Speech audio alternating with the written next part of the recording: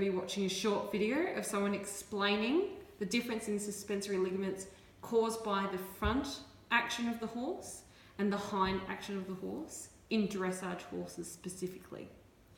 First, we're going to watch a short video, and I'll be pausing it as we go along to allow for discussion.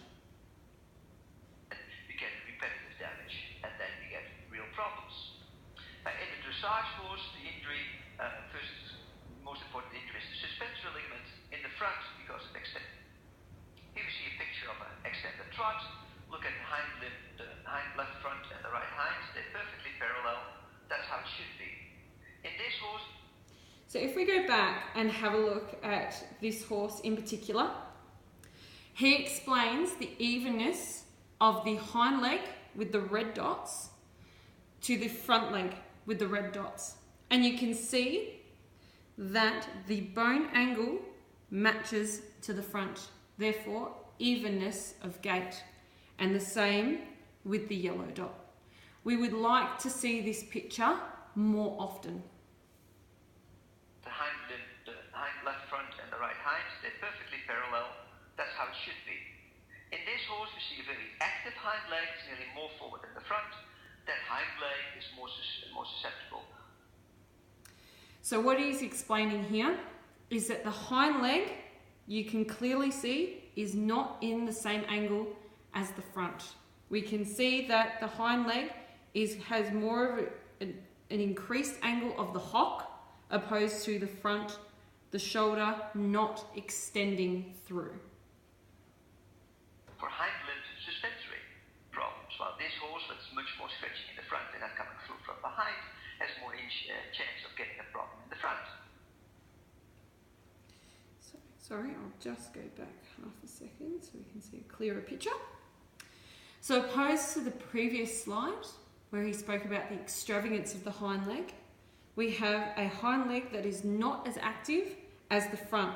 We can clearly see that the horse is extending through the shoulder as the line of angle is much straighter than, or much more horizontal than, the hind leg angle.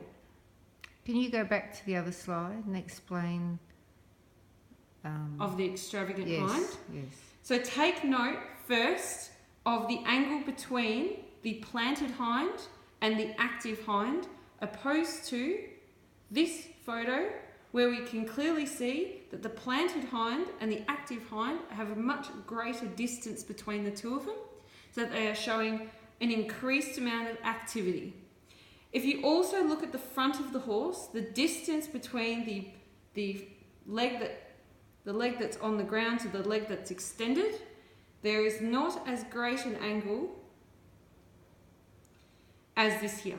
You can see that there is an exaggerated angle or greater distance between those two legs.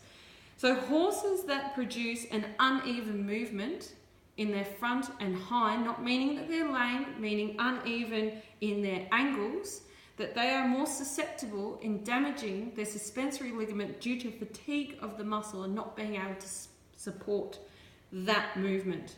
The evenness of movement is better because it creates the horse being more balanced than this. So what happens when they damage the suspensory ligament? They show up as lameness first. They have heat in that area.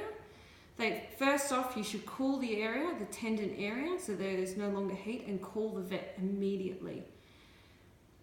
How long, Matt? 4 minutes. 4.